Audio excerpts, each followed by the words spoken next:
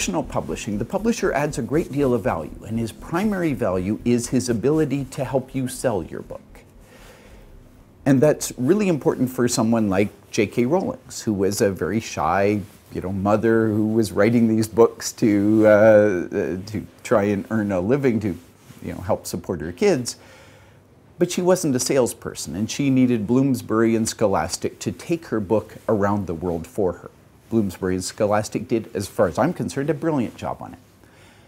But let's remember how their model works. They would love nothing better to have only 10 authors, each of whom are J.K. Rowling's, sell 1 million books every year. Lulu is looking for just the reverse. We're looking for 1 million authors, each of whom only sell a few hundred books a year.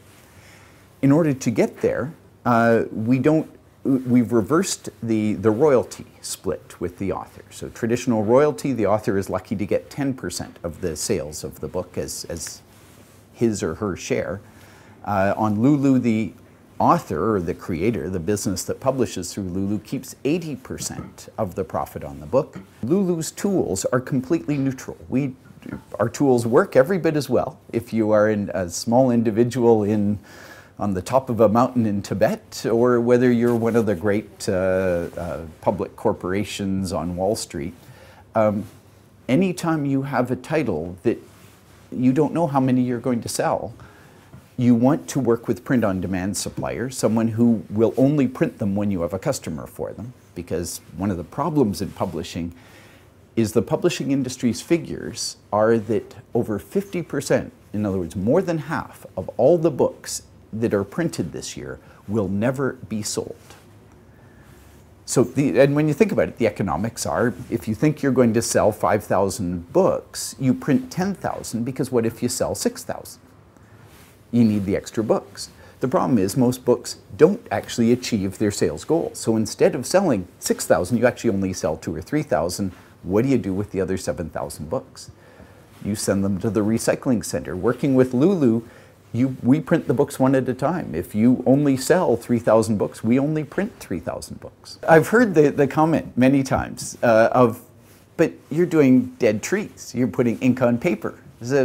Don't you read most of your stuff on the internet? And my response to that is, I'm not denying the trend. 20 years from now, I wouldn't want to be in the dead tree business, chopping down trees and turning it into paper and putting ink on paper. But the reality is, we're not there yet.